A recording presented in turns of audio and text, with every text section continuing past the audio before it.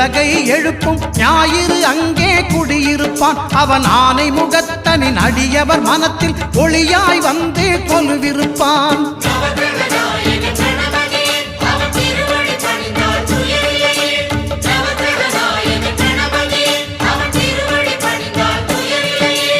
ஒன்பது கோளும் ஒன்றாய் காண அங்கு கற்பகம் என்னும் கடவுளின் மெய்யில்